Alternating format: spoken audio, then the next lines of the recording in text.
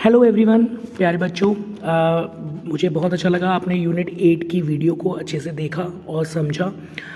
थोड़े से comment section में कमी रह गई है तो वो हम आगे पूरा कर लेंगे आप लोग। आज हम शुरू कर रहे हैं यूनिट 7। डिटेल वीडियो बनेगी, काफ़ी कुछ मैं इस चैप्टर के बारे में आपको बताऊंगा। ऑलमोस्ट पूरा चैप्टर हम लोग कवर करेंगे। शायद हो सकता है वीडियो ऑलमोस्ट बड़ी हो जाए, लेकिन आप आराम से इसको सुनिएगा, समझिएगा और पूरा अंडरस्टैंड करने की कोशिश करिएगा चैप्टर को। तो चैप्टर का नाम जैसे कि आपको पता है यूनिट 7 है, ये एक ही चैप्टर है इसमें, लीगल प्रोफेशन इन इंडिया। तो ऑफकोर्स इसके अंदर हम लोग जब स्टार्ट करेंगे तो हम लोग ब्रीफ हिस्ट्री को पढ़ेंगे, पूरा समझने की कोशिश करेंगे। द एडवोकेट्स एक्ट 1961 जो बना उसका पूरा पीछे का बैकग्राउंड, कैसे ये जो एक्ट है the advocate act one category of practitioner जो है एडवोकेट, उस पर फोकस करता है। एडवोकेट्स को हम दो पार्ट्स में डिवाइड करके समझेंगे कि एडवोकेट्स क्या होते हैं और senior advocate and advocate on record क्या होता है, उसकी डेफिनेशन को हम समझेंगे। डिफरेंस भी काफ़ी बार बोर्ड में पूछा जाता है senior advocate and advocate on record में, उनके फंक्शंस के बारे में। फिर हम स्टेट बार काउंसिल के बारे में पढ़ेंगे कि स्टेट बार काउंसिल्स क्या होती हैं, कैसे काम करती हैं, उनके क्या क्या फंक्शंस हैं। फिर हम लोग बात करेंगे the bar council of India की, जो कि बहुत इंपॉर्टेंट बॉडी है, उसकी हिस्ट्री को ट्रेस करने की कोशिश करेंगे कि जो बार काउंसिल ऑफ इंडिया है वो किस तरीके से बनाया गया, कब बना, क्या क्या इनिशिएटिव्स लिए गए उसको बनाने के लिए, और आज प्रेजेंट टाइम में वो किस तरीके से काम कर रहा है। फिर इस चैप्टर के अंदर जो डिटेल हमें पढ़ना है वो पढ़ना है हमें लॉयर्स के बारे में, कि लॉयर्स कौन होते हैं, उनका एंड उनके प्रोफेशनल एथिक्स क्या है, किन चीज़ों का जो एडवोकेट्स हैं उनको क्या करना पड़ता है, ध्यान रखना पड़ता है, क्या क्या ऐसी चीज़ें हैं जो एडवोकेट को करनी है या उसको नहीं करनी चाहिए, उसके बारे में हम लोग बहुत डिटेल में समझने की कोशिश करेंगे। फिर हम लोग बात करेंगे of course advertising by the lawyers, जो कि हम इंडिया के अंदर, यूएसए के अंदर, यूके, मलेशिया के अंदर क्या क्या रूल्स हैं, कहाँ पे एडवर्टाइजिंग अलाउ है, कहाँ पे एडवर्टाइजिंग अलाउड नहीं है, किस तरीके की एडवर्टाइजमेंट लॉयर्स कर सकते हैं, एडवोकेट्स कर सकते हैं, उसमें हम बात करेंगे। फिर हम बात करेंगे चैप्टर के अंदर liberalisation and globalisation of legal profession की। जैसा कि हम जानते हैं, जैसा सभी लोगों को पता है कि भाई आज की डेट में हम एक ग्लोबल वर्ल्ड में रह रहे हैं, तो क्या लीगल प्रोफेशन भी ग्लोबल हो गया है। जैसे जब हम एक डॉक्टर की बात करते हैं, एक इंजीनियर की बात करते हैं, तो they can work in different and in the liberalisation we will try to see कि किस तरीके से इंडिया में 1990 इसके बाद जब LPG policy was brought in India, है ना, तो तब हमारे यहाँ क्या क्या रूल्स को रिलैक्स किया गया, किस तरीके से फॉरेन लॉयर्स को हम लोग अपने यहाँ अलाउ करते हैं, किस तरीके से फॉरेन जो एडवोकेट्स हैं, फॉरेन लॉयर्स हैं, बैरिस्टर्स हैं, वो हमारे यहाँ काम कर सकते हैं, और क्या हमारे जो BA LLB करे हुए बच्चे, LLB करे हुए बच्चे हैं, क्या वो हम वहाँ जाकर प्रैक्टिस कर सकते हैं, उसके बारे में हम लोग पढ़ने की कोशिश करेंगे। फिर चैप्टर डिटेल देने की कोशिश करता है women and the legal profession in India के बारे में, कि क्या इंडिया में वुमेन्स का क्या स्टेटस है, जो कि हम देखेंगे कि initially women's were not given the right to be a practitioner. तो कब कौन सी पहली वुमेन थी जिसने प्रैक्टिशनर जो बनी उसको हम समझने की कोशिश करेंगे।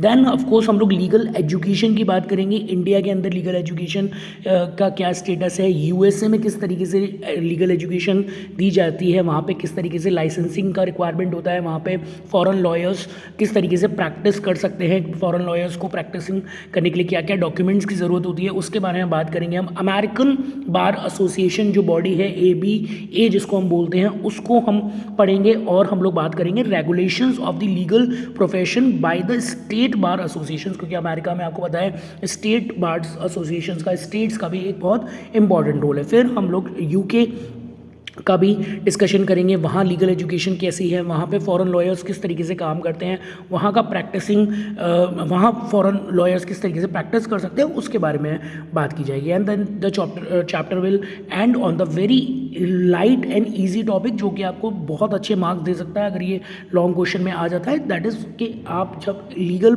प्रोफेशन परस्यू कर रहे हैं, आप जब लीगल स्टडीज़ पढ़ रहे हैं in grade 12 and BA LLB वगैरह आप करते हैं, BSc वट एवर LLB आप करते हैं इंटीग्रेटेड 5 ईयर, तो उसमें आपको क्या अपॉर्चुनिटीज़ हैं आगे, उनके बारे में हम लोग पढ़ेंगे। तो इसको हम लोग लास्ट में कवर करेंगे। चलिए चैप्टर को बहुत अच्छे से स्टार्ट करते हैं, समझने की कोशिश करते हैं। आप पूरा ध्यान रखिएगा, जो जो चीज़ें मैं बता रहा हूँ उनको अंडरस्टैंड करिएगा। लीगल की बुक आप अपनी खोल सकते हैं, उनको अंडरलाइन कर सकते हैं, ये नोट्स आप कॉपी कर सकते हैं, तो आपको चीज़ें समझ में आएंगी। लॉन्ग वीडियो है, आराम से देखिए, अंडरस्टैंड करिए और फिर चीज़ों को समझने की कोशिश करिए। ब्रीफ हिस्ट्री की जब हम बात करते हैं चैप्टर की, तो ऑफकोर्स हमें पता है कि जो लीगल प्रोफेशन है, लीगल जो that is something very important. Modern जो लीगल प्रोफेशन है वो इंडिया में कॉलोनियल पीरियड की वजह से आया। मतलब हम ये कह सकते हैं कि अगर इंडिया में ब्रिटिशर्स नहीं आए होते तो आज भी हम लोग पुराना वाला सिस्टम यूज़ कर रहे होते शायद। मतलब हम ये कह सकते हैं कि भाई हम हमारे यहाँ विलेजेस में जो सबसे बड़ा हेडमैन होता था या जो पावरफुल पर्सन होते थे, रिच पीपल होते थे, हम उनके पास जाके अपनी प्रॉब्लम्स को सॉल्व करा लेते थे।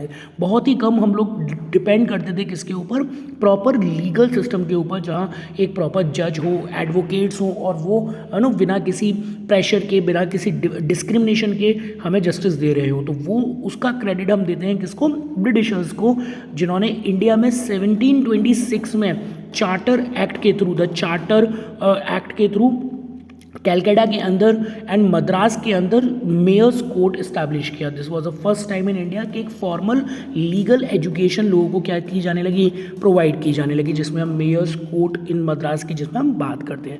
तो आपको याद रखना है कि मेयर्स कोर्ट इन मद्रास और बाद में कैलकाटा में दोनों जगह पे मेयर्स कोर्ट बने। 1726 आपको ईयर बहुत अच्छे से याद करना है और द चार्टर एक्ट याद करना है। तो मतलब कुल मिला के पूरी तरीके से ब्रिटिशर्स को हम इसका क्रेडिट देते हैं।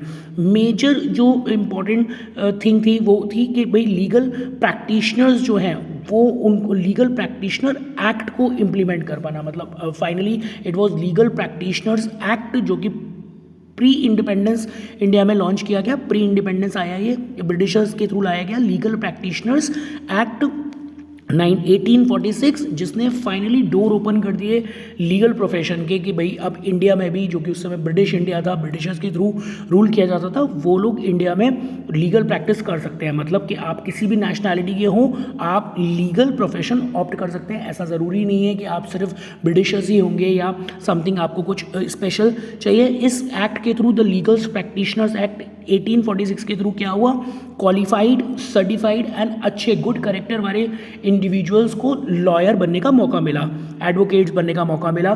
But still the problem was कि वुमेन नहीं थी, वुमेन को अभी भी नहीं था, किसी भी तरीके की रिस्ट्रिक्शन नहीं थी। जैसे कि मैंने बताया, आप किसी भी नेशनैलिटी के हो, आप किसी भी रिलीजन के हो, आप इंडिया के अंदर लीगल सर्विसेज को, लीगल सिस्टम के को अपना प्रोफेशन बना सकते थे।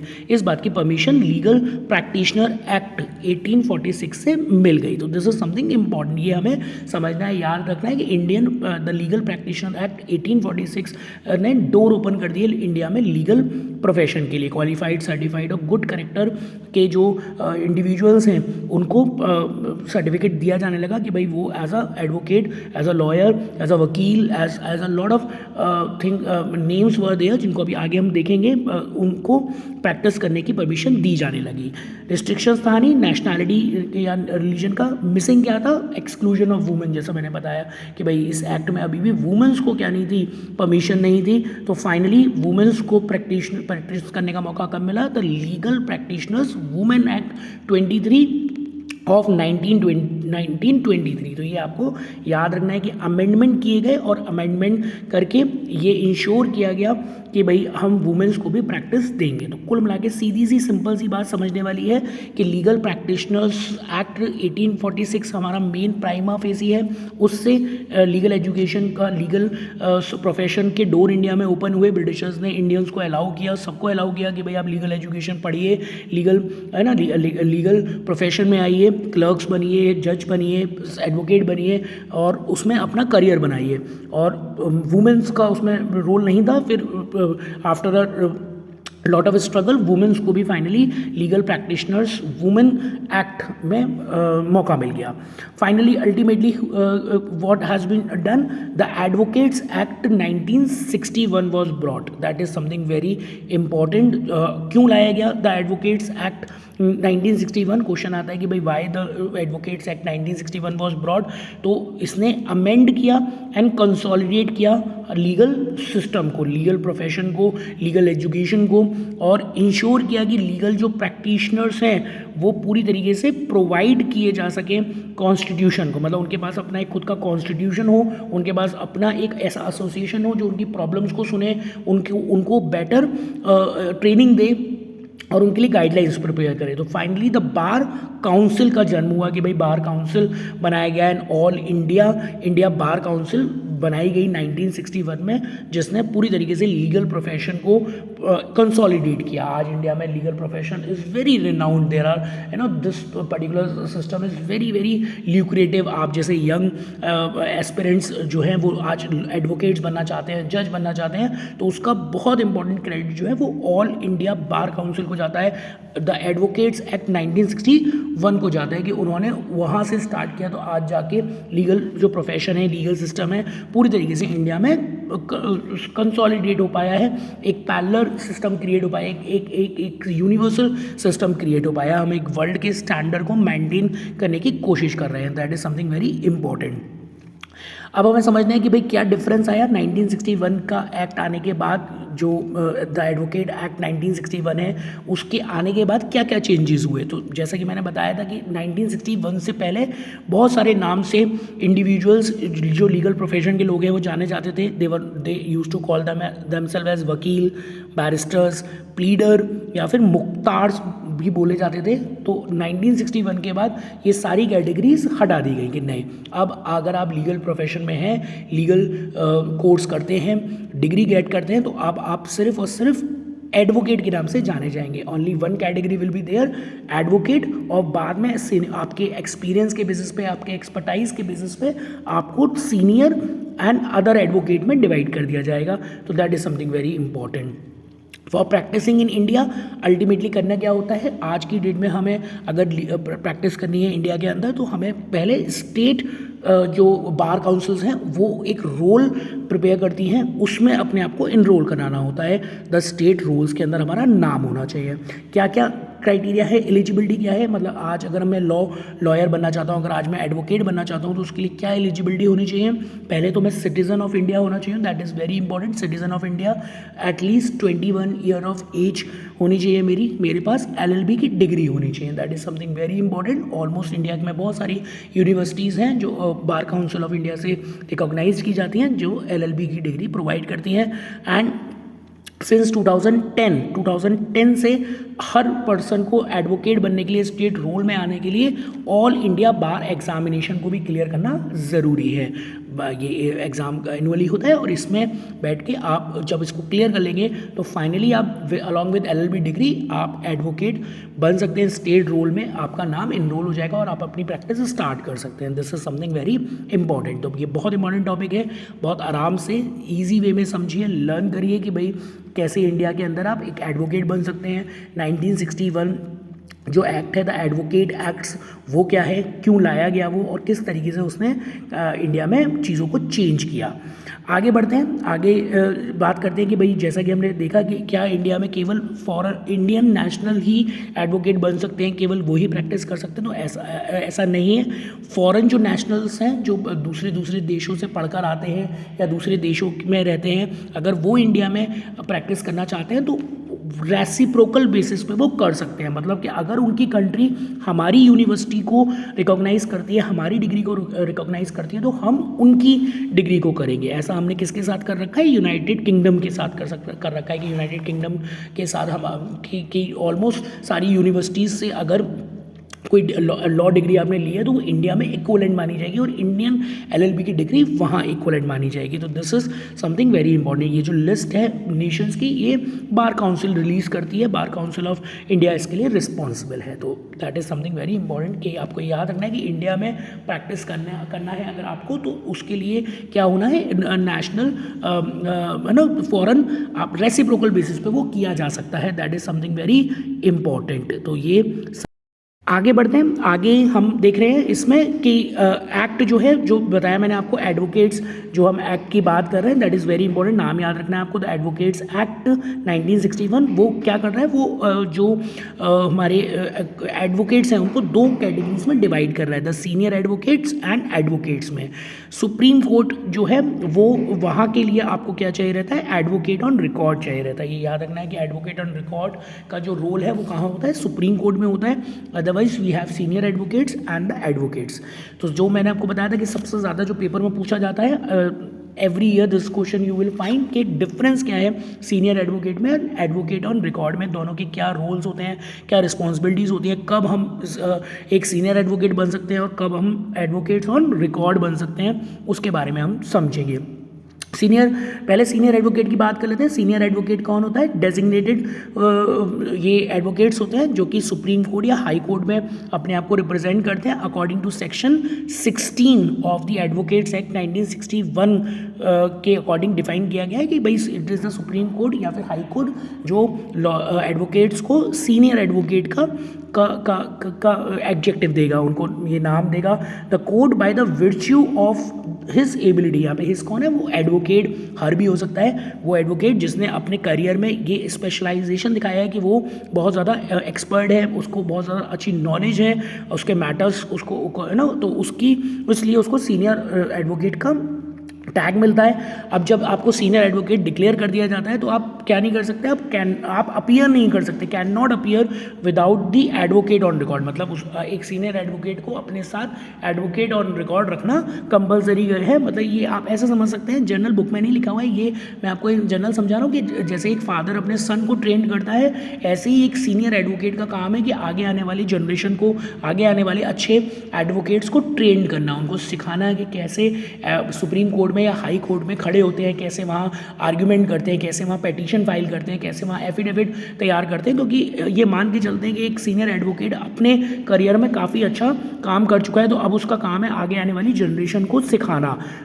इसीलिए ये इंश्योर किया गया कि once you are declared as a senior advocate, आप फाइल नहीं कर सकते वकालतनामा, एफिडेविट या फिर एनालॉग्स, कोई किसी भी तरीके की चीज़ में आप कोई प्रिपरेशन नहीं कर सकते। आपको जो भी कुछ करवाना है वो आप सिर्फ और सिर्फ क्या कर सकते हैं, एडवोकेट ऑन रिकॉर्ड से करवाएंगे। कैसे रिकॉग्नाइज करेंगे, दूर से देख के कैसे पहचानेंगे कि भाई ये सीनियर एडवोकेट है, उनके गाउन से। जो जितने भी सीनियर एडवोकेट्स हैं they have to wear a gown with a flap at their back, उनके बैक पे फ्लैप लगा होता है और गाउन उनको पहनना होता है। उससे ये क्लियर हो जाता है कि जो पर्सन है वो सीनियर एडवोकेट है।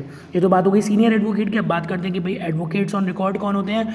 Advocate on record allowed to file in supreme court, appear in the supreme court का राइट इनको होता है, not allowed in the high court. High court में नहीं जा सकते ये, सुप्रीम कोर्ट में लेकिन जा सकते हैं। That is something very important. कैसे बन सकते हो आप, अगर किसी पर्सन को एडवोकेट ऑन रिकॉर्ड बनना है तो उसको एटलीस्ट 4 ईयर्स का एक्सपीरियंस होना ज़रूरी है। 4 ईयर्स के एक्सपीरियंस, पहले वो as a advocate 4 years different जगहों पे काम करे। जब उसको 4 ईयर्स का एक्सपीरियंस हो जाए उसके बाद वो क्या कर सकता है, इंटीमेट करेगा। मतलब एज अ एडवोकेट आप ये इंटीमेट करोगे सुप्रीम कोर्ट को कि आपने किसी सीनियर एडवोकेट के साथ ट्रेनिंग क्या कर दी है, स्टार्ट कर दी है। और जब आपकी ट्रेनिंग को 1 ईयर हो जाएगा तो आप उस ड्यूरेशन में सुप्रीम कोर्ट एक एग्ज़ाम करवाता है, उस एग्ज़ाम को पास करेंगे। और जैसे ही आप उस एग्ज़ाम को पास कर लेते हैं, you have to take your chamber near the supreme court only within 10 miles, और you should have your own clerk. आपके पास अपना एक क्लर्क होना चाहिए। मतलब एक सीनियर एडवोकेट ऑन रिकॉर्ड के लिए बहुत ज़रूरी है कि फर्स्ट वो 4 ईयर का एक्सपीरियंस गेन करे, फिर किसी सीनियर एडवोकेट के अंदर ट्रेनिंग करे, और जब उसकी ट्रेनिंग को ऑलमोस्ट 1 ईयर हो जाए तो वो सुप्रीम कोर्ट के थ्रू कराए गए एग्ज़ाम में अपीयर हो, और अपनी ट्रेनिंग स्टार्ट करते ही वो सुप्रीम कोर्ट को इस बात का इंटीमेशन दे दे कि yes he has started the training with the senior lawyer. Supreme court only corresponds with the advocate on record. ये भी समझना है कि सुप्रीम कोर्ट कभी भी सीनियर एडवोकेट से डायरेक्ट बात नहीं करती, क्योंकि सीनियर एडवोकेट का जो स्टेटस है वो बहुत हाई होता है, तो उनसे बात नहीं करके एडवोकेट ऑन रिकॉर्ड से ही बात की जाती है। एडवोकेट ऑन रिकॉर्ड को ही सारी दलील देने का राइट होता है, एफिडेविट फाइल करने का राइट होता है। तो ये समझना है, ये बहुत इंपॉर्टेंट टॉपिक है कि एडवोकेट ऑन रिकॉर्ड क्या होता है और सीनियर एडवोकेट क्या होता है। यहाँ तक आपको समझ में आ रहा होगा। प्लीज़ लाइक करते रहिए, शेयर करिए, कमेंट करिए, जितना ज़्यादा कमेंट कर सकते हैं। क्वेश्चंस पूछ सकते हैं, क्वेश्चंस पूछिए, कनेक्टिविटी बनाइए। पेपर को अभी टाइम है, 10 अप्रैल को पेपर है, तो आप इस वीडियो को बार बार देख सकते हैं, फ्रेंड्स को भेज सकते हैं। That is very important. Next topic है स्टेट बार काउंसिल का, तो उसके बारे में हमें पढ़ना है कि स्टेट बार काउंसिल कैसे क्या होती है, कैसे काम करती है, कब बनी ये, और क्या इनका मेन पर्पस है, उसके बारे में देखते हैं। जैसा कि मैंने बताया कि इस वीडियो के साथ साथ, इन नोट्स के साथ साथ, अगर आप अपनी एनसीईआरटी बुक को भी रखेंगे और एक बार अपनी एनसीईआरटी बुक रीड कर लेंगे तो आपको सारी चीज़ें समझ में आ जाएंगी। तो this is something very important. जब ऑल ओवर इंडिया में आप जहाँ भी हैं, जहाँ भी आप पढ़ रहे हैं लीगल स्टडीज़, इन नोट्स से आपको बहुत हेल्प मिलने वाली है, लेकिन साथ में एनसीईआरटी को रीड करना बहुत ज़रूरी है। बात करते हैं हम स्टेट बार काउंसिल की। स्टेट बार काउंसिल क्या कर रहा है, स्टेट बार काउंसिल बना कब, ये सबसे पहले तो यही जानना ज़रूरी है। जो एक्ट है जिसके अकॉर्डिंग स्टेट बार काउंसिल काम करता है वो 1961 का ही एक्ट है। एंड एडवोकेट जनरल जो होते हैं ऑफ द स्टेट, वो इसमें एक्स ऑफिशियो मेंबर माने जाते हैं, कि जो advocate general of the state appoint किए जाते हैं वो ऑटोमेटिकली इसके मेंबर हो जाएंगे। हर स्टेट में होता है ये स्टेट बार काउंसिल, हर स्टेट में बनाया जाता है स्टेट बार काउंसिल। जैसे कि मैंने बताया हर स्टेट में होगा, और advocate general of the state इसके एक्स ऑफिशियो मेंबर माने जाएंगे। 15 से 25 मेंबर्स हर स्टेट बार काउंसिल में आपको मिलेंगे, और इलेक्टेड फॉर 5 ईयर्स। ये याद रखना है कि 5 ईयर्स के लिए आप अपॉइंट किए जाएंगे। That is very important. Nomination by the bar council of India भी होता है इसमें 2 मेंबर्स का, मतलब 2 मेंबर्स जो हैं वो बार काउंसिल ऑफ इंडिया जो है वो स्टेट बार काउंसिल में भेजता है। Advocates on the electoral roll of the state bar council से ही वो लिए जाते हैं। That is very important. मतलब bar council of India state जो बार एसोसिएशन है उससे एडवोकेट्स रोल मंगवाएगा, और उसमें से कोई भी 2 नाम उनकी एलिजिबिलिटी के बेसिस पे लिए जाएंगे और उनको नॉमिनेट कर दिया जाएगा। बाकी 15 to 25 मेंबर्स तो अलग रहेंगे ही रहेंगे। डिस्चार्ज द फंक्शंस, वो सारे उन 2 एडवोकेट्स का काम जो क्या होगा कि भाई वो सारे काम जो बार एसोसिएशन ऑफ इंडिया को करवाने हैं स्टेट बार एसोसिएशन से, वो उन 2 एडवोकेट्स के थ्रू करस्पॉन्ड किए जाएंगे। तो ये समझना है। How you can become the part of it, आपको एप्लीकेशन देनी है स्टेट बार काउंसिल को, आपको लिख के देना है कि भाई I want to become the part of state bar association. तो आपकी एप्लीकेशन को देखा जाएगा, आपकी एबिलिटी को देखा जाएगा, आप कितने डिस्टिंग्विश्ड लॉयर हैं, एडवोकेट हैं, उस चीज़ को देखा जाएगा, और फिर आपके नाम को कंसीडर किया जाएगा। As simple as this.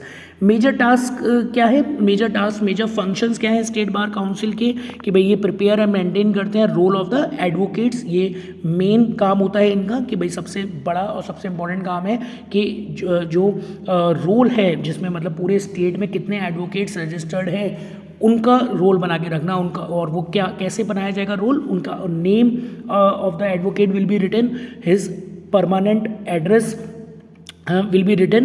That is very important for all the advocates. So this is something very important. Other than this बहुत सारे काम और करते हैं ये, एडमिट करते हैं पर्सन्स को as an advocate on its roll, prepare करते हैं, मेंटेन करते हैं रोल, एंटरटेन करते हैं, डिटरमाइन करते हैं केसेस को of the misconduct against the advocates on its roll, to safeguard the rights, privileges and interest of the advocates on roll. ये आपको बुक में पूरी लिस्ट दी हुई है फंक्शंस की, वो आप पढ़ सकते हैं और लर्न कर सकते हैं। बहुत सारे हैं, तो कुछ भी 5-6 या जितने आपसे याद हो जाए, that is more than enough एक अच्छा आंसर लिखने के लिए।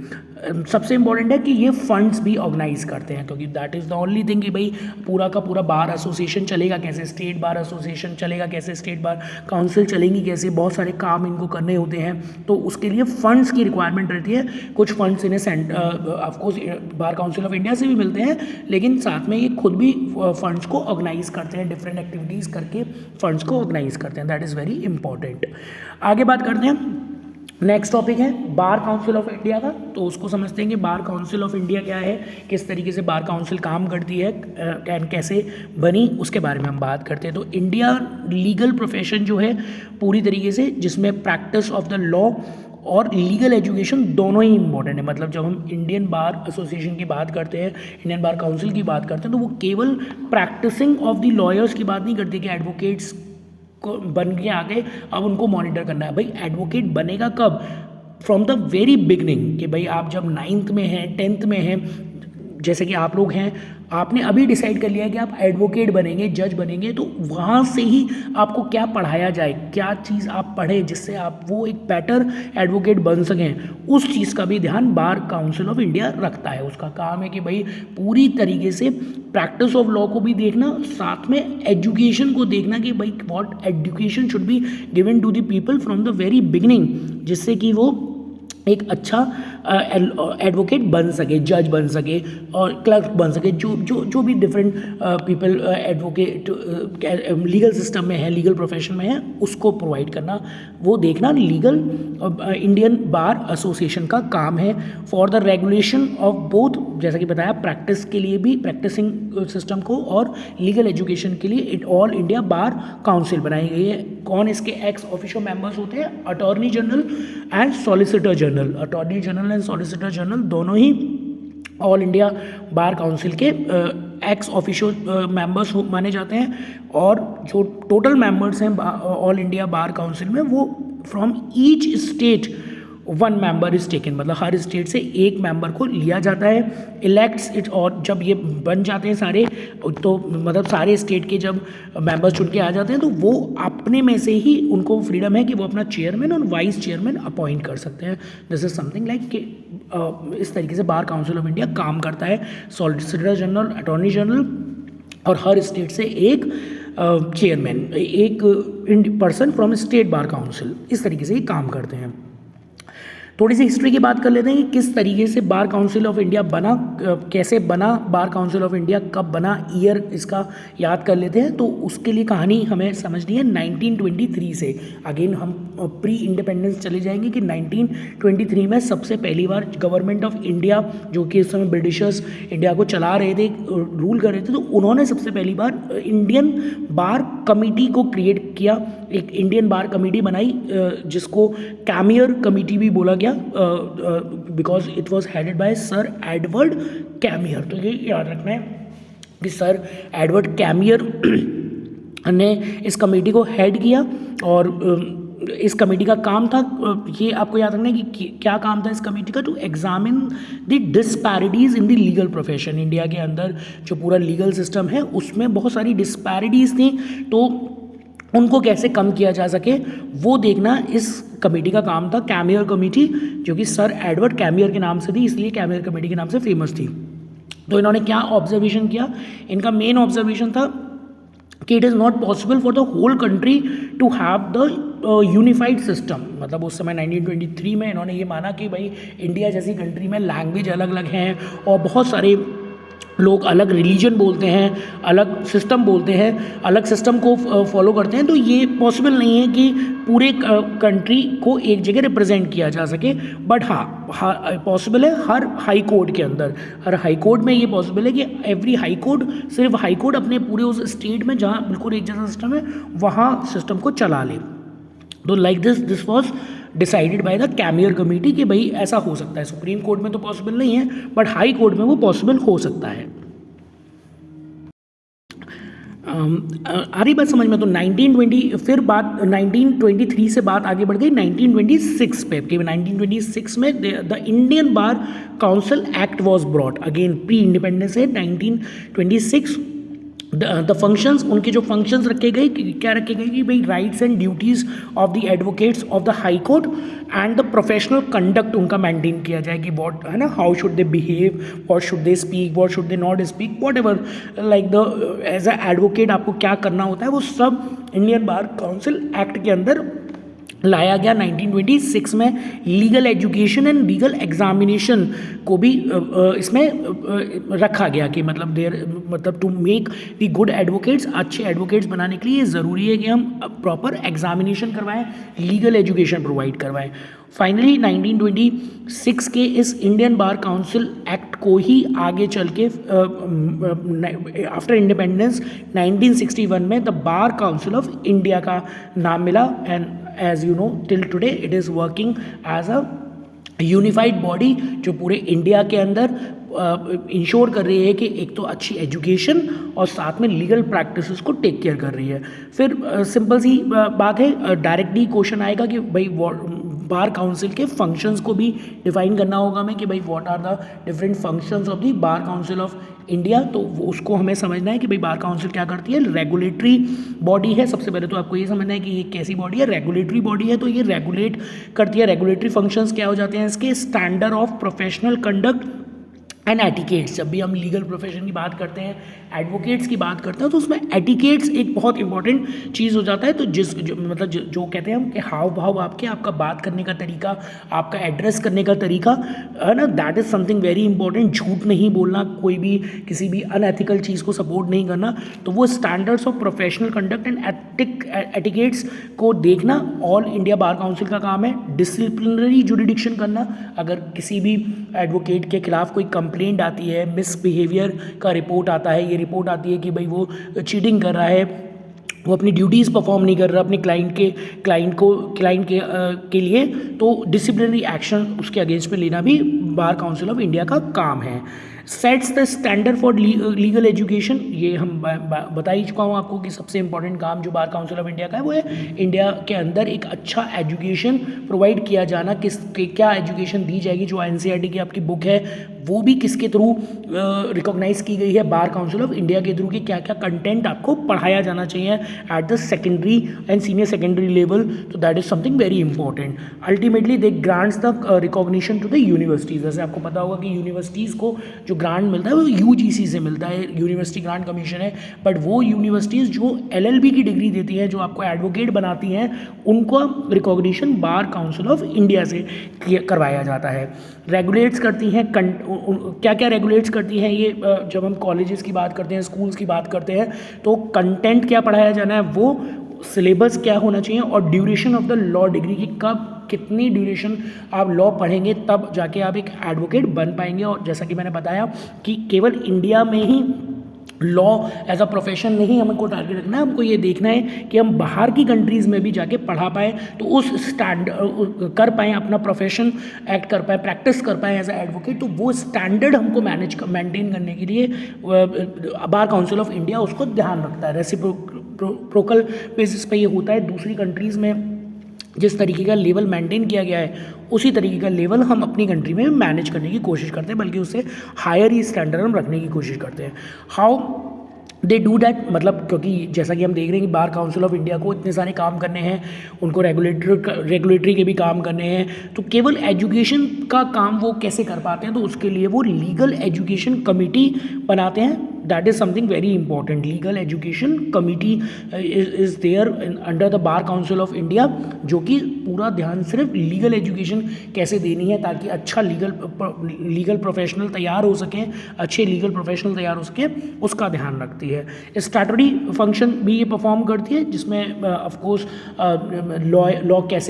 लॉयर कैसे बनेगा और उसके बाद उसका कंडक्ट क्या होगा, उसका काम करती है बार काउंसिल ऑफ इंडिया। तो स्टैट्यूटरी फंक्शन अलग परफॉर्म करती है वो, और लीगल जो एजुकेशन के फंक्शंस को देने हैं उसके लिए वो क्या करती है, लीगल एजुकेशन कमेटी के अकॉर्डिंग काम करती है। तो ऐसे करके हमको समझना है। तो दिस इज़ लाइक दिस कि आपको बार काउंसिल ऑफ इंडिया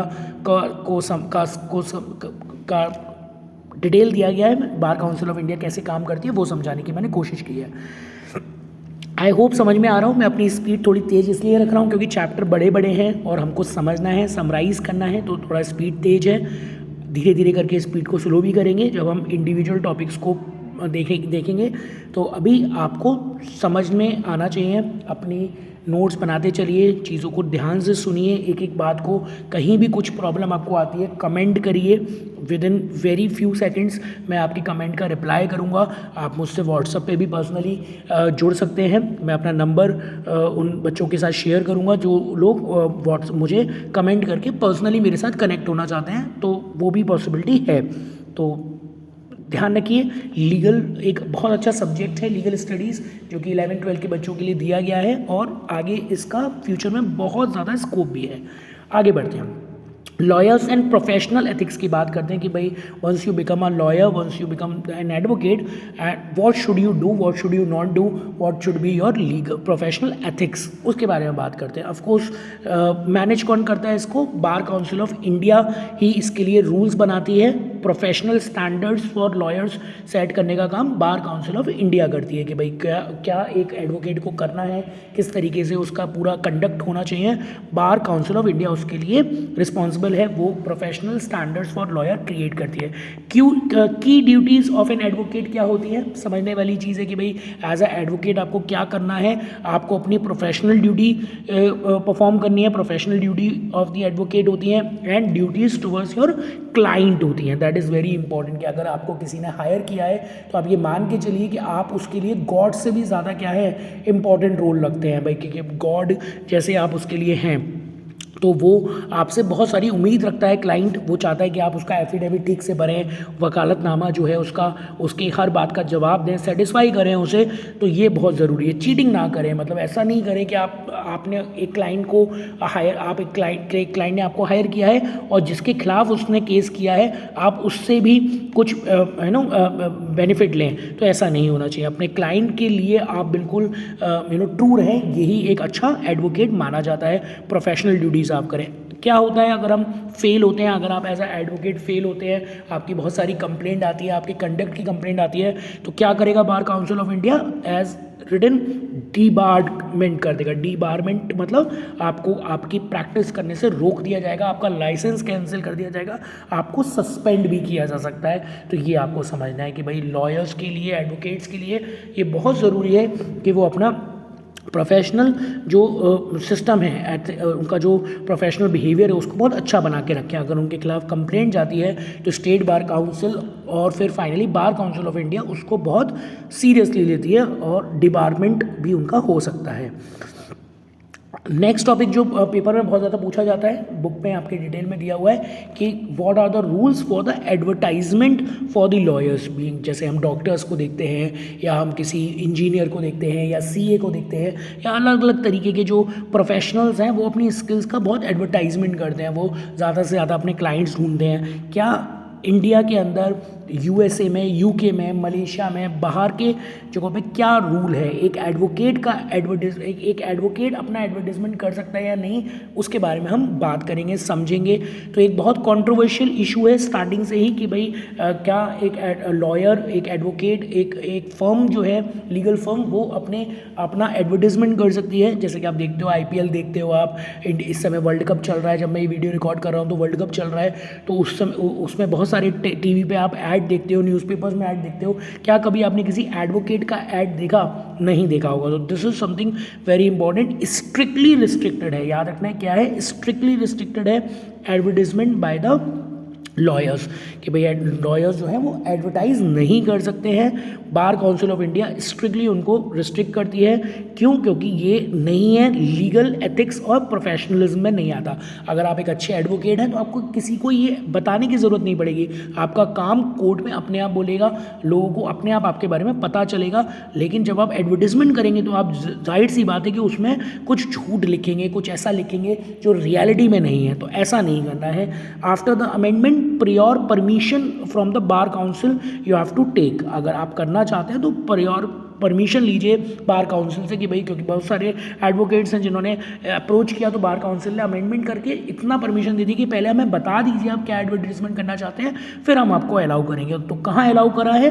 वेबसाइट पे, कि भाई ठीक है, हर जो एडवोकेट है या लीगल फर्म्स है वो अपनी एक वेबसाइट बना सकते हैं, और लेकिन उस वेबसाइट पे 5 इन्फॉर्मेशन से ज़्यादा कुछ नहीं हो सकता। क्या? एक तो नेम ऑफ द एडवोकेट या फिर उसकी फर्म का नाम, उनकी कॉन्टैक्ट डिटेल्स कि कैसे उनसे कॉन्टैक्ट किया जा सकता है, जिसमें phone numbers, maybe email address, lot of things, address है ना, and then there enrolment number with a bar, क्योंकि दैट विल सिग्निफाई कि आप एक एडवोकेट है भी या नहीं, रियल एडवोकेट है भी या नहीं, सीनियर एडवोकेट है या एडवोकेट ऑन रिकॉर्ड्स हैं, तो वो आपका इनरोलमेंट नंबर आपको क्लियरली उसमें देना पड़ेगा।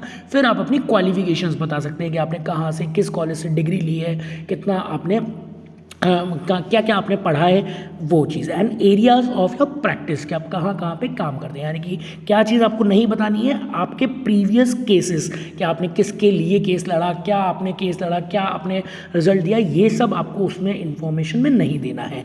That is something very important. Status, ठीक है, ये तो बात हो गई इंडिया की। तो इंडिया में आपको क्या याद हो गया कि इंडिया में एडवर्टीजमेंट बिल्कुल पूरी तरीके से क्या है, नॉट अलाउड है, केवल वेबसाइट मैनेज कर सकते हैं with 5 information intact in it. अब बात करते हैं डिफरेंट कंट्रीज़ में क्या स्टेटस है। तो लास्ट ईयर के पेपर में भी ये क्वेश्चन एज इट इज़ आया था, तो ये आपको समझना है। अभी जो 2025 वाला पेपर हुआ था उसमें भी ये क्वेश्चन एज इट इज़ आया है, तो ये याद रखना है आपको। यूएसए में क्या है, यूएसए में भी रीजनेबल रिस्ट्रिक्शंस लगाए गए हैं।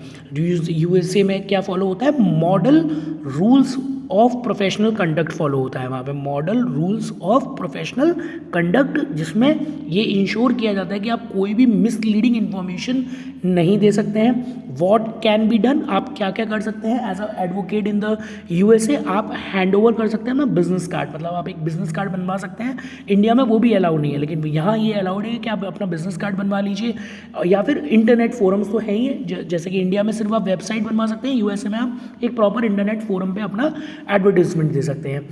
वहाँ पे सबसे ज़्यादा पॉपुलर क्या है इंडिया में, यूएसए में, एम्बुलेंस चेजर्स, क्योंकि बहुत सारे एक्सीडेंट वगैरह होते रहते हैं या कुछ भी डिस्प्यूट होता है, फाइट होती है, तो एम्बुलेंस में जब लेके जाते हैं तो that is very popular in America, कि वहाँ उनके पीछे क्या लग जाते हैं, एडवोकेट्स लग जाते हैं। मतलब इंडिया में तो कभी कोई सोच भी नहीं सकता कि ऐसा कुछ हो, इंडिया में तो लोग बल्कि दूर भागते हैं। यूएसए में एम्बुलेंस के पीछे एडवोकेट्स लग जाते हैं कि बताइए क्या है, कौन सा मरीज है, कहाँ क्या हुआ उसके साथ, और वो उसका केस लेने की कोशिश करते हैं, और बहुत रोबस्ट एडवर्टाइजमेंट वो करते हैं। मतलब वो अपने एडवर्टाइजमेंट ही ऐसे दिखाते हैं कि उसमें बहुत बड़ा एक्सीडेंट हुआ है और वहाँ तुरंत एक एडवोकेट पहुँच गया और उसने उस पर्सन को सारे उसके राइट्स क्या करे हैं, दिलवाए हैं। तो that is something important, not popular in India, ये याद रखना है आपको, ठीक है। तो मोर फ्लैक्सिबल कहाँ कहाँ पे है एडवर्टीजमेंट का रूल जो है, वो यूएसए में, यूके में, फ्रांस में बहुत ज़्यादा फ्लैक्सिबल करने की कोशिश की जा रही है, जबकि धीरे धीरे करके जो प्रोग्रेसिव रिलैक्सेशन दिया जा रहा है वो हांगकांग में, मलेशिया में दिया जा रहा है ना। That is very important. Singapore में नहीं है बहुत ज़्यादा, सिंगापुर में स्टिल रिस्ट्रिक्शंस हैं। हांगकांग में केवल प्रिंट मीडिया में आप कर सकते हो, और मलेशिया के अंदर लीगल प्रोफेशन पब्लिसिटी रूल के according 2001 the legal profession publicity rule जो 2001 का जो एक्ट है उसके अकॉर्डिंग ही कर सकते हो। That is something very important, याद रखना है। फ्लैक्सिबल कहाँ कहाँ पे है, यूएसए में, यूके में और फ्रांस में बहुत फ्लैक्सिबल है, धीरे धीरे करके वो ज़्यादा परमिशन दे रहे हैं। हांगकांग और मलेशिया और सिंगापुर के अंदर प्रोग्रेसिव है, मलेशिया के अंदर एक्ट के अकॉर्डिंग जो जो उस एक्ट में है वो आप कर सकते हो, और हांगकांग में सिर्फ आप प्रिंट मीडिया में कर सकते हो, आप इलेक्ट्रॉनिक मीडिया में नहीं कर सकते। तो ये समझने वाली बात है। तो ये ठीक है, ये इंपॉर्टेंट टॉपिक है एडवर्टीजमेंट का, इसको बहुत आराम से पढ़िए। देखिए वीडियो बहुत लंबी बनने वाली है, तो ज़रूरी नहीं है आप पूरी वीडियो को मतलब बहुत ज़्यादा उसका एक पेन ले लें अपने ऊपर, धीरे धीरे करके समझिए, लेकिन देखिएगा पूरी एक बार में ही, क्योंकि उससे फिर व्यूज़ भी नहीं आते हैं, व्यू टाइम नहीं बढ़ता है। तो आप आराम से उसको देखिए और सब्सक्राइब करिए ज़्यादा से ज़्यादा। आपके घर में अगर 10-5 लोग रहते हैं, 3-4 लोग रहते हैं, तो उन सबके नंबर से सब्सक्राइब करिए। देखिए क्योंकि ऑनलाइन जब हम पढ़ा रहे हैं तो हम कोई फ़ीस तो ले नहीं रहे, तो आपका सब्सक्रिप्शन और आपका व्यू टाइम ही हमारे लिए एक मेन इंपॉर्टेंट है ना मोटिवेशन है, तो वो आप करिए। ठीक है, आगे बढ़ेंगे। तो अब हम आगे हैं मोस्ट इंपॉर्टेंट टॉपिक पे, that is liberalisation and globalisation of the legal profession पे। ठीक है, liberalisation globalisation of the legal profession क्यों ज़रूरी है, क्योंकि जैसे मैंने स्टार्टिंग में भी बताया था कि आज जिस इरा में हम रह रहे हैं वहाँ हर कोई एक दूसरे से इंटरकनेक्टेड है। ये ऐसा पॉसिबल नहीं है कि आप एक जगह पे रह रहे हो तो आपका संबंध सिर्फ उन्हीं लोगों से हो, नहीं, आपका संबंध सभी लोगों से है। तो लीगल प्रोफेशन भी उसी तरीके का होना चाहिए। इंडिया में लीगल प्रोफेशन कि जब हम लिबरलाइजेशन और ग्लोबलाइजेशन की बात करेंगे तो पहले हम उसमें liberalisation of legal profession India को समझने की कोशिश करेंगे, जो कि 1990s में आरबीआई के थ्रू किया गया। ये बहुत इंटरेस्टिंग है कि आरबीआई जो है वो रिजर्व बैंक ऑफ इंडिया हमारा, उसने 3 लॉ फर्म्स को अलाउ कर दिया था कि भाई आप आइए और इंडिया में लाइसेंस ऑफिस अपना इंडिया में बना लीजिए। तो that is something very important, कि ये बहुत सरप्राइजिंग था कि आरबीआई हैज़ रिक्वेस्टेड कि भाई हाँ, क्योंकि फॉरेन कंट्रीज़ हमारे यहाँ हैं तो हमें ज़रूरत पड़ती है, तो उन्होंने 3 लीगल फर्म्स को अलाउ किया। 1995 में आपको पता ही है बहुत इंपॉर्टेंट चेंजेस हुए थे। GATTS जो था, general agreement on trade and tariffs, उसमें से GATS general agreement on trade in services जो था, जो कि आगे चल के WTO बना, वर्ल्ड ट्रेड ऑर्गेनाइजेशन, उसने इंश्योर किया कि एक क्रेडिबल एंड रिलायबल जो सोर्स है वो गेट्स है, मतलब होना चाहिए, मतलब लीगल फर्म्स को मिलना चाहिए परमिशन डिफरेंट कंट्रीज़ में जाने का और काम करने का। क्या क्या इसमें किया जाता है? Legal advisory, documentation, certification, advisory, information and others दी जाती है। मतलब कि भाई there is a very importance कि भाई डिफरेंट जो कंट्रीज़ हैं वो क्या करती हैं, काम करती हैं एक जगह पे आके। तो जब आप डिफरेंट कंट्रीज़ एक जगह पे आके काम करती हैं तो उनको वहाँ का लीगल सिस्टम कैसा है, क्या क्या डॉक्यूमेंट्स की ज़रूरत पड़ेगी, इसके लिए फॉर्म्स होना ज़रूरी है। बार काउंसिल ऑफ इंडिया ने भी 2002 से 2007 के बीच में बहुत सारे रेगुलेशंस लाए और finally opening up of Indian legal profession to the foreign lawyers किया गया। मतलब बार काउंसिल ऑफ इंडिया ने फाइनली इसको अपने हाथ में लिया और ये इंश्योर किया कि भाई वो बहुत प्रोग्रेसिव क्या करेंगे, चेंजेस करेंगे, जिससे कि अल्टीमेटली लोगों को क्या मिले, फॉरेन एडवोकेट्स को इंडिया में आके प्रैक्टिस करने का मौका मिले, लीगल फर्म्स को इंडिया में आके प्रैक्टिस करने का मौका मिले।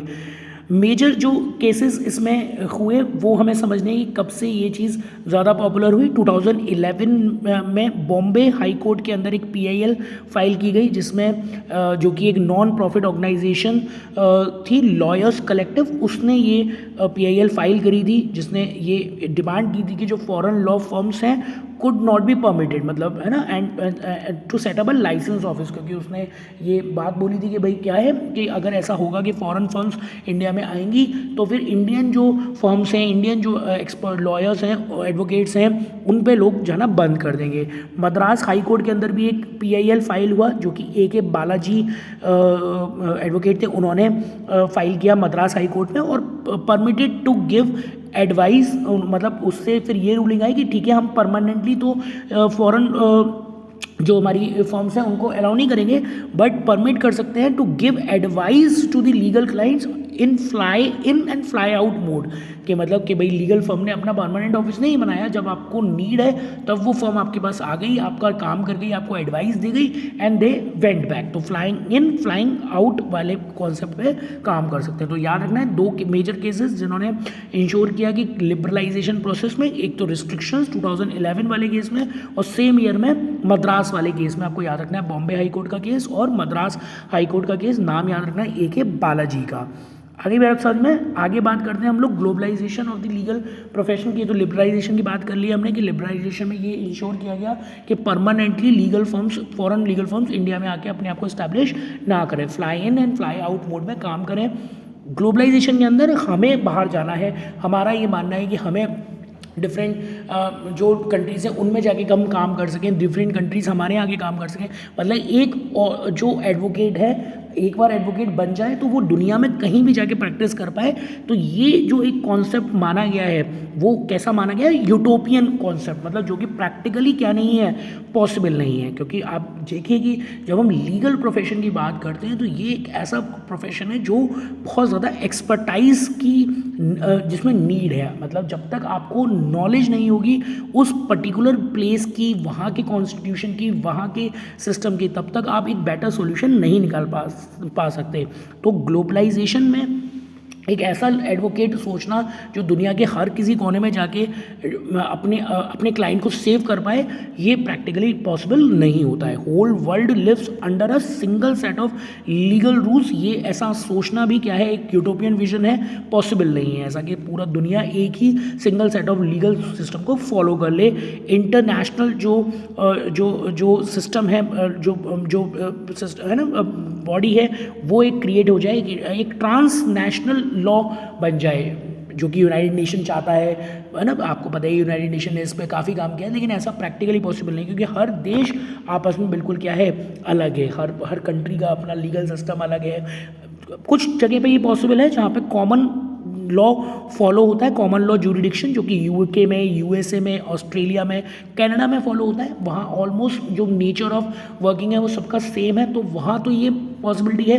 बट जब आप India, Bangladesh, Pakistan, New Zealand, Sweden, Finland या और बाकी कंट्रीज़ को इनमें इन्वॉल्व कर लेते हैं, अरब मिडिल ईस्ट कंट्रीज़ को ले आते हैं, तो पिक्चर पूरी तरीके से चेंज हो जाती है। फिर एक कॉमन लॉ की हम बात नहीं कर पाते हैं। तो समझ में आ गया होगा मेरी बात कि लिबरलाइजेशन के लिए भी हमने रिस्ट्रिक्शंस लगाए हुए हैं कि लिबरलाइजेशन लीगल प्रोफेशन में करना, वो उसके लिए भी हमने लिमिटेशन लगाई है। और ग्लोबलाइजेशन तो प्रैक्टिकली पॉसिबल है ही नहीं। हम ये मान ही नहीं लेके चल सकते कि लीगल प्रोफेशन ग्लोबल हो सकता है। आपको ये इंश्योर करना है कि भाई आप लीगल प्रोफेशन अपनी कंट्री के अंदर, जिस कंट्री में रह रहे हैं वहाँ एक्सपर्टाइज करिए।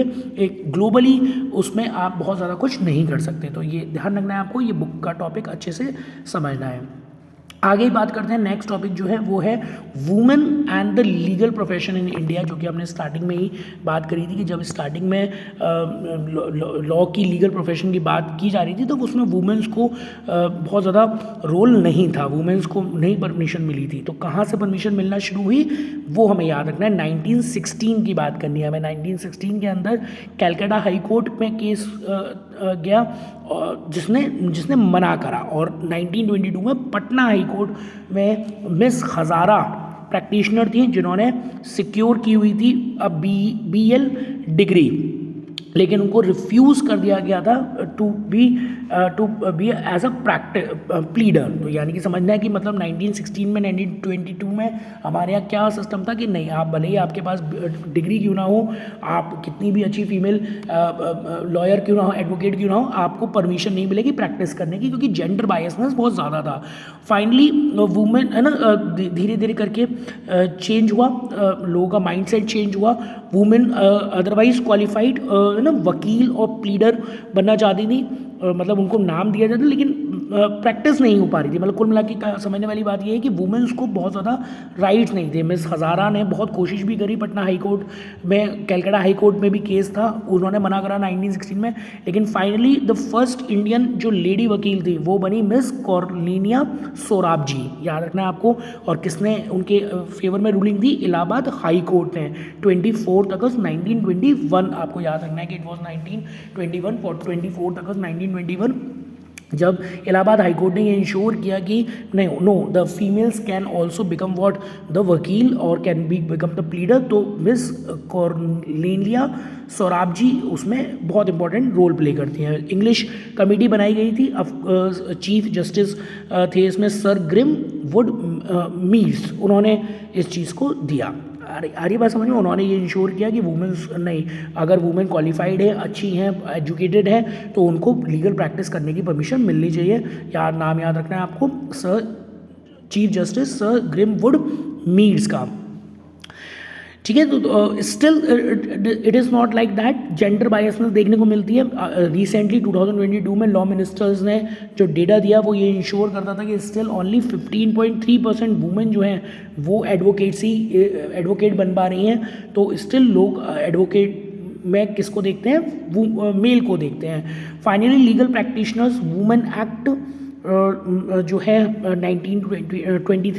1923 उससे लीगल प्रोफेशन में वुमेन्स को प्रॉपर क्या मिल गया?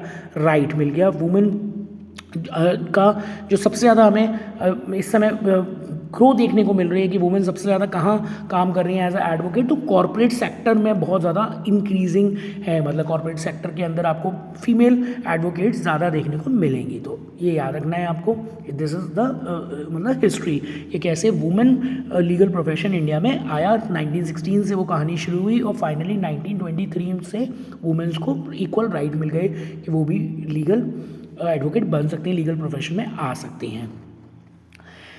आगे बढ़ते हैं, आगे बात करते हैं लीगल एजुकेशन की। बहुत इंपॉर्टेंट टॉपिक है, हर साल बोर्ड के पेपर में आता है, डिटेल में आपको समझना है। इंडिया में, यूके में और यूएसए में, तीनों जगह पे हम समझने की कोशिश करेंगे कैसे लीगल एजुकेशन दी जाती है, कैसे हम एडवोकेट बन सकते हैं, क्या क्या हमें पढ़ना है, और ऑफकोर्स हम बहुत हिस्ट्री उसकी ट्रेस करने की कोशिश करेंगे कि इंडिया में खासकर वो कहाँ से स्टार्ट हुआ, तो उसके बारे में हम पढ़ेंगे। लीगल एजुकेशन की जब हम बात करते हैं तो of course bar council of India उसमें सबसे इम्पॉर्टेंट रोल प्ले करता है। प्रोफेसर NR माधवन मेनन, माधवन मेनन का नाम आपको याद रखना है, जिन्होंने स्टैब्लिश किया था first law school of India, that is very important, the national law school of Bangalore. ठीक है, तो this is something very important, 1987। अगर आप में से कुछ बच्चे जो इस वीडियो को सुन रहे हैं और वो बैंगलोर से बिलोंग करते हैं या नेशनल लॉ स्कूल में पढ़ रहे हैं या पढ़ने की इच्छा रखते हैं, तो उनके लिए प्राउड मोमेंट है कि भाई वो इंडिया के फर्स्ट लॉ स्कूल में पढ़ना चाह रहे हैं, तो that is something very important. तो 1987 आपको समझना है कि वो मेन ईयर है जहाँ से लीगल एजुकेशन को इंडिया में एक फेस मिला कि भाई क्या कहाँ से पढ़ के आप एक अच्छे एडवोकेट, एक सुप्रीम, एक बढ़िया एडवोकेट बन सकते हैं। तो first law school of India, national law school Bangalore, वो इम्पॉर्टेंट रहा। तो ये समझना है आपको 1987 में। एट प्रेजेंट इंडिया में 24 नेशनल लॉ स्कूल्स हैं, ये हमें याद रखना है कि भाई इंडिया में जब हम लीगल एजुकेशन की बात करते हैं तो टोटल 24 लॉ स्कूल्स हैं इंडिया में। 2 वेज हैं इंडिया में डिग्री ऑब्टेन करने के, या तो आप 3 ईयर LLB कोर्स करिए या फिर 5 इयर्स इंटीग्रेटेड भी आप कर सकते हैं, जो कि BA LLB के साथ BBA LLB या फिर BSc LLB भी हो सकता है। मतलब अदर स्ट्रीम से भी आप आसानी से लॉ एडवोकेट बन सकते हैं, डिग्री ऑब्टेन कर सकते हैं, यानी कि 3 ईयर या 5 ईयर कोर्स, ऑफकोर्स 12th के बाद ही, that is very important. Total law schools अगर हम नेशनल लॉ स्कूल्स को हटा दें मतलब तो फिर टोटल कितने स्कूल, कितनी यूनिवर्सिटीज़ रिकॉग्नाइज्ड हैं इंडिया में, किन किन जगहों पे, तो रफली जो फिगर दिया गया है बुक के अंदर वो 1721 कॉलेजेस हैं जो आप लोगों के लिए, जो लॉ एस्पिरेंट्स के लिए हैं इंडिया में, जिसमें आप एडमिशन ले सकते हैं। How to get admission law school में, लॉ एडवोकेट बनने के लिए कहाँ क्या करना है, तो 12th में रहते हुए या 12th के बाद आपको क्लैट का एग्ज़ाम देना है। ये बुक में मतलब लिखना है आंसर कि to become a lawyer in India first we have to appear for CLAT, that is common law test, admission test, जो कि 22 नेशनल कॉलेजेस में अप्लाई होता है। मतलब 24 नेशनल लॉ स्कूल्स हैं, 22 क्लैट के रिजल्ट को मानते हैं, यानी कि कौन नहीं मानता है, national law school university Delhi की जो है वो अपना पेपर अलग कराते हैं, AILET जिसको हम बोलते हैं, that is all India law school test, वो अपना अलग कराते हैं। लॉ एंट्रेंस टेस्ट, ठीक है, that is all India law entrance test, जिसको हम बोलते हैं law India all entrance test, जो कि दिल्ली के लिए होता है, बेंगलोर के लिए होता है, और बाकी जगहों पे स्टेट के जो कॉलेजेस हैं उनमें एडमिशन के लिए आप LSAT that is law school admission test pass कर सकते हैं। तो इस तरीके से मतलब आपको अगर एडवोकेट बनना है तो क्लैट, साथ में AILET या फिर LSAT आप कर सकते हैं, ये आपको याद रखना है। ठीक है, तो इंडिया में लॉ एडवोकेट बनने के लिए दिस इज़ द वे। तो ये याद हो जाएगा आराम से सबको कि इंडिया में क्या करना है। इंडिया में क्या है, इंडिया में नेशनल लॉ स्कूल्स हैं। पहला नेशनल लॉ स्कूल कहाँ पे है, बैंगलोर में है। कब बना था, 1987 में बना था। अभी एट प्रेजेंट 24 है, और क्या टोटल कितने हैं, समवेयर अराउंड 1721 लॉ स्कूल्स हैं। 3 इयर्स प्लस 5 इयर्स दोनों डिग्री ये देते हैं। मतलब जैसे अगर आप ह्यूमैनिटीज़ से हैं, लीगल स्टडीज़ पढ़े हुए, तो सीधे BA आप सीधे LLB करेंगे, भी ग्रेजुएशन कोर्स करेंगे, दैट इज़ वेरी इंपॉर्टेंट। तो 5 इयर्स इंटीग्रेटेड कोर्स या फिर 3 इयर्स LLB कोर्स, तो वो समझना है आपको।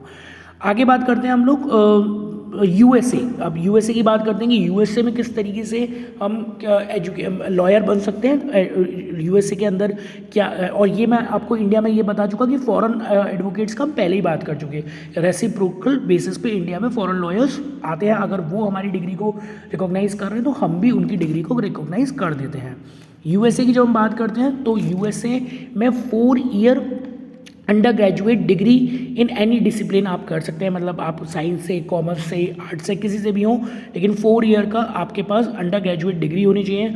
जब आपके पास 4 ईयर की अंडर ग्रेजुएट डिग्री है, उसके बाद आप लॉ स्कूल एडमिशन टेस्ट के लिए अपीयर हो सकते हैं, जो कि LSAT शॉर्ट में जाना जाता है। From this you will get 3 years GD programme, 3 years GD programme, that is juris doctors programme आप करेंगे। यानी कि USA आपको ज़्यादा पढ़ना पड़ता है एज़ कम्पेयर टू इंडिया, क्योंकि इंडिया में आप 12th करेंगे और फिर BA करेंगे, और 4 ईयर्स का और 3 ईयर्स का, तो 7 ईयर्स यहाँ पे भी है। और या फिर आप इंटीग्रेटेड कर लेते हैं तो आपका 1 साल कम हो जाता है। तो लाइक दैट आपको समझना है कि यहाँ 4 ईयर्स प्लस 3 ईयर्स आपको देने हैं, दोनों में ही ऑलमोस्ट सेम ही है यूएसए में। यहाँ टेस्ट देना है law school admission test. How they study, कैसे पढ़ते हैं, मतलब वहाँ लॉयर्स को, एडवोकेट्स को कैसे पढ़ाया जाता है, तो same case study methods and Socratic method, जिसमें मैथ जो लेक्चर्स हैं वो दिए जाते हैं, केस स्टडीज़ के बेसिस पर उनको पढ़ाया जाता है। लाइसेंसिंग रिक्वायरमेंट कैसे है, मतलब क्या क्या आपको चाहिए अमेरिका में ताकि आप अपनी प्रैक्टिस स्टार्ट कर सकें, तो वहाँ सबसे पहले आपको बार का एग्ज़ाम देना है। वहाँ के बार जो है, अब अभी आगे हम पढ़ेंगे अमेरिकन बार एसोसिएशन, वहाँ का exam. Character and fitness requirement of the state की पूरी करनी है। बहुत सारी स्टेट्स अमेरिका के अलग अलग स्टैंडर्ड्स रखे हुए हैं, उन स्टैंडर्ड्स को आपको पूरा करना है।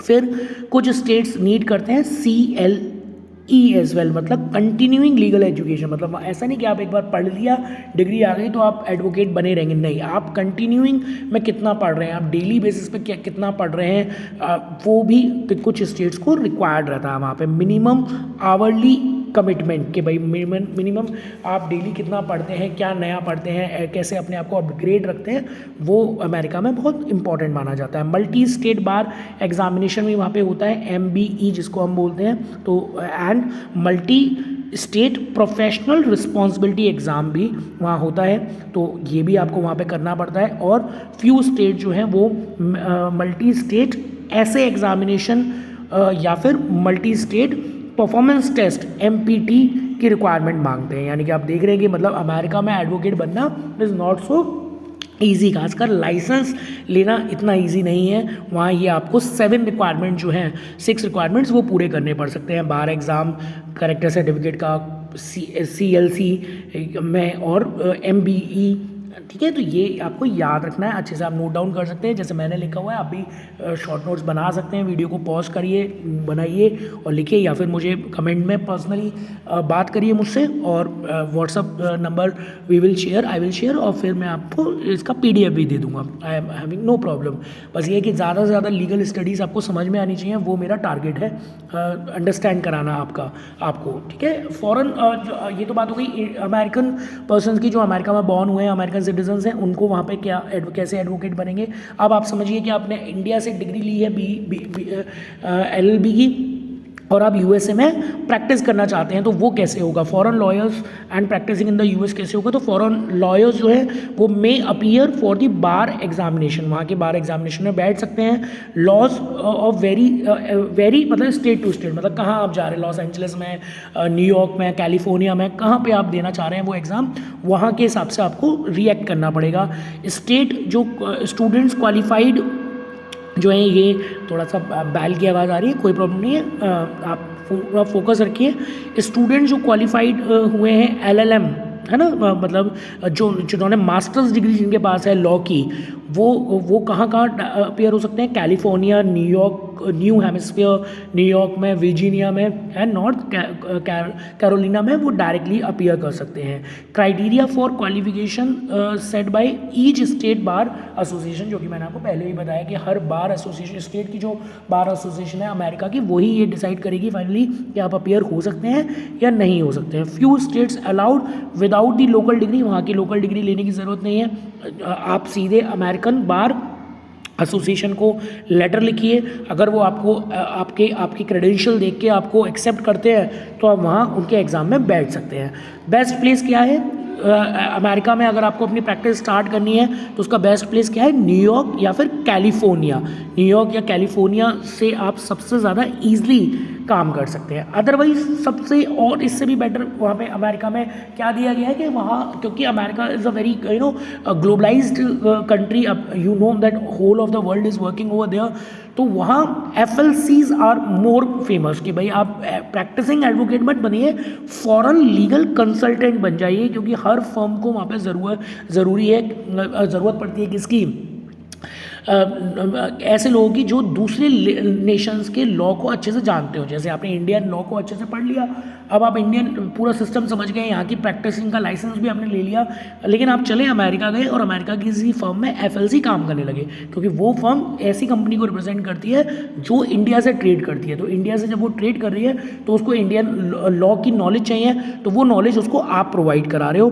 That is allowed in many state. तो FLC बनना अमेरिका में एक बेस्ट ऑप्शन माना जाता है। ठीक है, आगे बढ़ते हैं। Bar association, American bar association को पढ़ने की कोशिश करते हैं, समझने की कोशिश करते हैं कि अमेरिकन बार एसोसिएशन है क्या। तो अमेरिकन बार एसोसिएशन है क्या? American bar association is like a body, जैसे कि इंडिया में ऑल इंडियन बार एसोसिएशन है, ऐसे ही अमेरिका में अमेरिकन बार एसोसिएशन है। कब फाउंड की गई? 1878 में it was created, and at that time it was a voluntary professional body, और till today it is a voluntary professional body, जो कि वहाँ के जो प्रोफेशनल्स हैं, एडवोकेट्स हैं, उनके थ्रू बनाई गई है, और ओपन रजिस्ट्रेशन ये अलाउ करते हैं। At present it is having somewhere around 4 lakh members. International associations and members is open for law aspiration। मतलब अगर आप भी इंडिविजुअली अमेरिकन बार एसोसिएशन के मेंबर बनना चाहते हो तो आपको उनकी वेबसाइट पे जाके फॉर्मेलिटीज़ को पूरा करना है, and you will start getting all those manuals and the journals basically which they publish. Most important task जो वो करते हैं, model code of ethical standards for lawyers उन्होंने बना रखा है कि भाई क्या as a advocate, as a lawyer आपका आपको क्या करना है, what you should do, what you should not do, वो मेंटेन करना उनका मेन काम है। Model code of professional responsibilities act भी उन्होंने लिया है उसमें 1969 में, तो ये याद रखना है, model code of professional responsibility.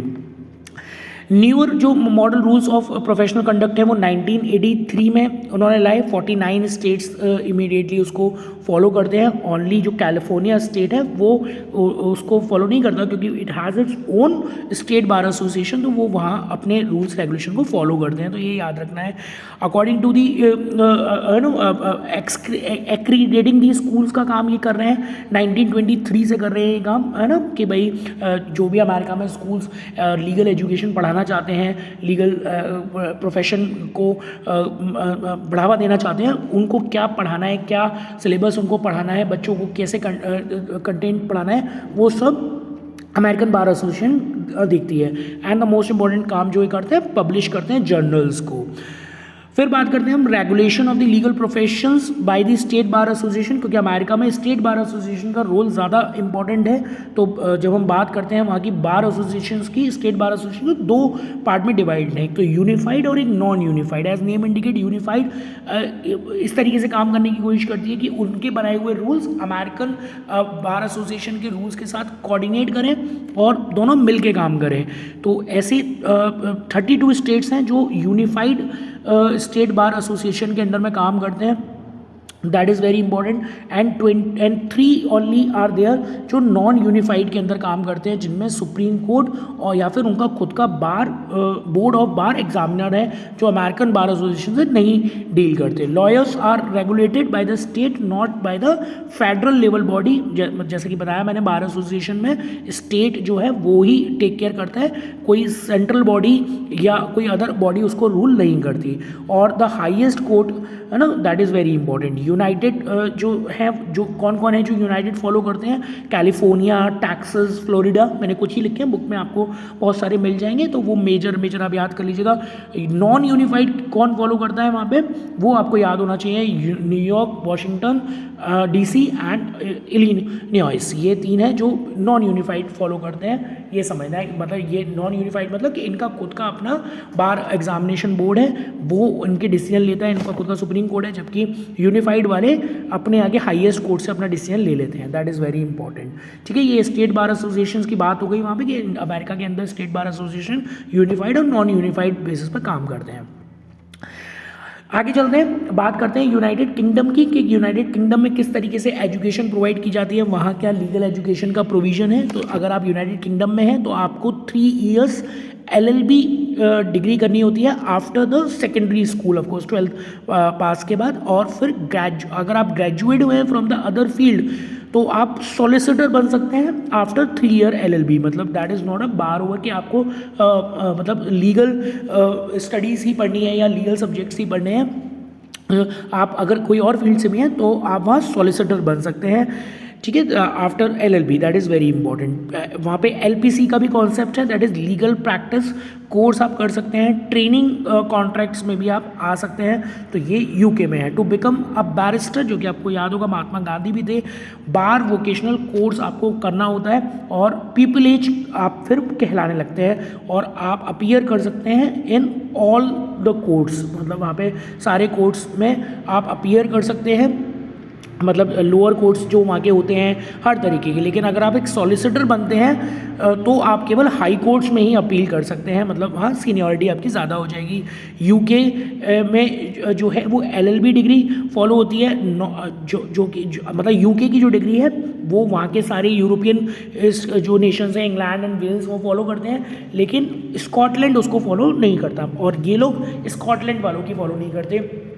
आपस में इन लोगों का ये एक पैक्ट है कि भाई स्कॉटलैंड की डिग्री यहाँ नहीं चलेगी और स्कॉटलैंड वाले इन लोगों की डिग्री नहीं मानते, तो वो इनके कुछ पर्सनल इश्यूज हो सकते हैं, वॉट एवर इट इज़। लेकिन वो समझना है आपको कि भाई बहुत ईजी है कि UK में अगर लॉयर बनना है तो 3 ईयर्स का LLB कोर्स करिए। सेकेंडरी स्कूल के बाद अगर ग्रेजुएट के बात करते हैं तो मतलब आपका लेवल और बढ़ गया तो आपको सॉलिसिटर बनाएंगे, मतलब आपको और बड़ा लॉयर बनाएंगे क्योंकि आपको और वाइड नॉलेज होगी, या फिर आप बैरिस्टर बनिए, प्रिविलेज बन जाइए और धीरे धीरे करके सॉलिसिटर तक आप पहुँचेंगे। मोस्ट कन्वेंशनल रूट क्या है वहाँ पे मतलब ट्रेनिंग लेने का? Reading law as an under educate, है ना, तो उसमें आप मतलब अंडर ग्रेजुएट होते ही आप लॉ पढ़ना शुरू कर दीजिए स्टार्टिंग से ही, और बैरिस्टर या फिर सॉलिसिटर कुछ भी आप बनिए।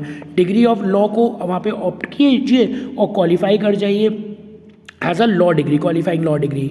7 ईयर, मतलब आप अगर UK में है तो ये 5, मतलब आपको ग्रेजुएशन लेवल पे ये 5 सब्जेक्ट्स पढ़ना ज़रूरी है। दैट इज़ कॉन्ट्रैक्ट लॉ, जो कि हमारी 12th में भी हम यहाँ पढ़ाते हैं, tort law, criminal law, equity and trust जो लॉ है वहाँ के, law of the European union, property law and the law related to public. अगर ये आप अपने बेसिक सब्जेक्ट्स में पढ़ रहे हैं as a graduate, under the graduate, या फिर 11th-12th में ही अगर आपको ये सब्जेक्ट पढ़ा दिए जा रहे हैं, जैसे जो कि अब CBSE भी कर रही है कि आपको 11th-12th में ये सब्जेक्ट पढ़ा रही है, ये सारे टॉपिक पढ़ा रही है, ताकि आप डायरेक्टली 12th के बाद LLB की डिग्री के लिए क्वालिफाई कर पाएँ, लॉयर बन पाए, आपको वेट नहीं करना पड़े ग्रेजुएट करने का और समथिंग लाइक दैट।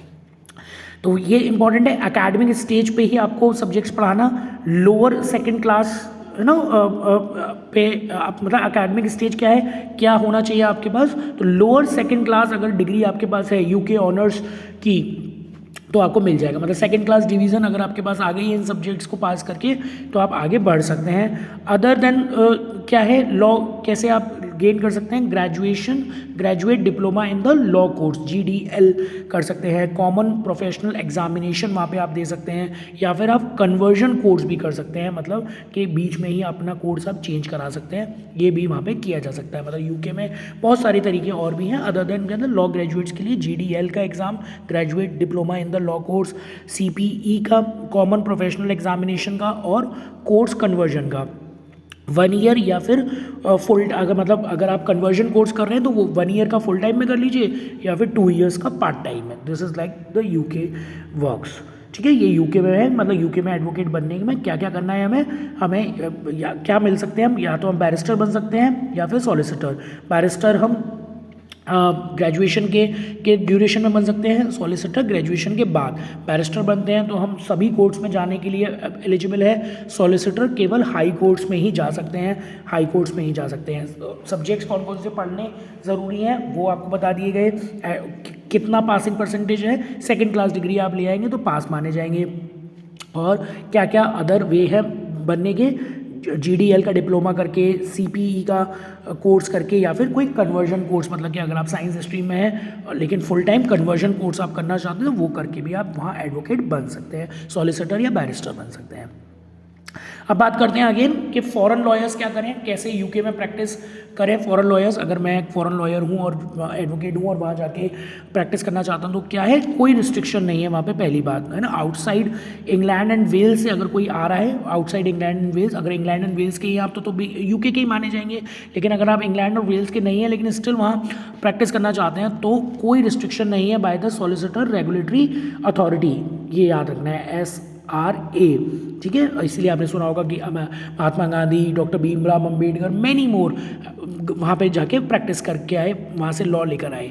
फ्यू में आस्क फॉर द लॉयर्स, है ना, ट्रांसफ़र स्कीम के बेसिस पे भी वो किया जा सकता है। यूरोपियन यूनियन के जो डायरेक्टिव्स हैं 77 to 49 वो वहाँ फॉलो किए जाते हैं, ये समझना है हमको, ठीक है। तो ये इंपॉर्टेंट सा इजी सा टॉपिक था। अब आ गया हमारा फाइनली चैप्टर का लास्ट टॉपिक कि भाई क्या क्या अपॉर्चुनिटीज़ हैं फॉर अ लॉ ग्रेजुएट, ठीक है। वीडियो काफ़ी लंबी हो गई है लेकिन ठीक है, आपको समझ में आ रही होगी, रुक रुक के देखिए, आराम से देखिए, लेकिन समझ में आनी चाहिए। समझ में आएगी तो आप अच्छे से समझ पाएंगे और अंडरस्टैंड कर पाएंगे। तो अब ये लास्ट टॉपिक जो कि डिटेल में लिखना है आपको, डिटेल में पेपर में लिख के आना। अगर इतना इजी टॉपिक आ जाता है तो ये समझ लीजिए फिर तो आपकी बल्ले बल्ले है और आपको मार्क्स मिलने चाहिए। तो opportunities for the law graduates क्या क्या है भाई, लॉ है क्या, एक प्रोफेशनल डिग्री है, आपको पता ही है।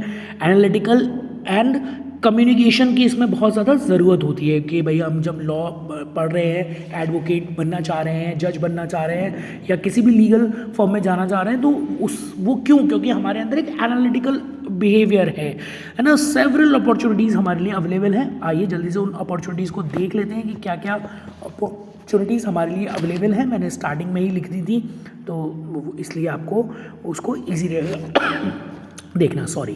तो क्या क्या कर सकते हैं, सबसे पहले तो लिटिगेशन वर्क में आ सकते हैं। ऑफकोर्स एज अ एडवोकेट आप मेन काम क्या करेंगे भाई, लिटिगेशन में आएंगे। आप एज अ डिफेंस लॉयर या एज अ प्रोसिक्यूशन लॉयर बनना चाहेंगे, आप चाहेंगे कि आप वकालतनामा भरें, आप है ना एफिडेविट्स बनाएं, आप लिटिगेशन के सारे काम करें, जज बने कोशिश करें। तो that is all is the main dream of every law aspirant जो भी लॉ को पढ़ रहा है। लॉ फर्म में प्रैक्टिस कर सकते हैं आप, that is also a way. Corporate sector में जैसा कि बताया कि आज की डेट में फीमेल्स जो एडवोकेट बन रही हैं, लीगल एजुकेशन गेन कर रही हैं, वो कॉर्पोरेट सेक्टर में ज़्यादा कंफर्टेबल हैं। पब्लिक पॉलिसीज़ में आप आ सकते हैं, पार्लियामेंट में भी आप काम कर सकते हैं, MLAs को, MPs को आप सपोर्ट कर सकते हैं।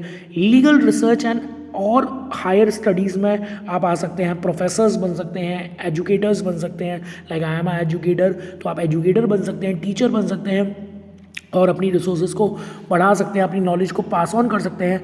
Government organizational, non government organizations में आप काम कर सकते हैं, है ना। फर्दर स्टडीज़ के बारे में हम बात कर ही चुके। जुडिशियल सर्विसेज में आप आ सकते हैं, मतलब क्लर्कशिप वगैरह जो है, टाइपिंग्स का काम है और एफिडेविट्स, मतलब बहुत सारे काम हैं। या फिर आप आर्मी में जा सकते हैं, जज, एडवोकेट, जर्नल ऑफिसर बन सकते हैं, जो कि आर्मी की इनबाउंड ऑफिसर्स होते हैं, क्योंकि आर्मी के केसेस जनरली आर्मी जो है वो अपने आप अपने लेवल पे सॉल्व करने की कोशिश करती है, तो वहाँ पे उनको जज, एडवोकेट, जनरल की ज़रूरत होती है, वो भी आप बन सकते हैं। तो like this you have to understand कि there are very so many options available after you done your graduation, post graduation and get the licence. तो बहुत सारे काम हैं, ठीक है। तो ये याद कर लीजिए अच्छे से। आई होप समझ में आया हो। मुझसे फ्रीली आप कांटेक्ट करिए, कमेंट्स में लिखिए और बात करिए। धीरे धीरे करके हम और चैप्टर्स की तरफ पहुंचेंगे। जब तक आपका 10 अप्रैल को पेपर आएगा उससे पहले I will try my level best कि मैं सारे चैप्टर्स का इस तरीके से समरी दे दूं। अगर आपको वीडियो में कुछ भी कमी लग रही है तो आप मुझे कमेंट करके ज़रूर बताएं। कोई इम्प्रूवमेंट आप चाहते हैं तो वो मैं कोशिश करूँगा कि मैं अपनी नेक्स्ट वीडियो में डाल सकूँ। बट वीडियो को पूरा सुनिएगा, अच्छे से समझिएगा, नोट्स बनाइएगा अच्छे से, ठीक है। और किसी को PDF चाहिए तो वो भी मुझसे पर्सनली जो कमेंट बॉक्स है उसमें बात करके ले सकता है। चलिए, टेक केयर प्लीज़, है ना। गुड लक, अच्छे से पढ़ते रहिए एंड टेक केयर बेटा एवरीवन।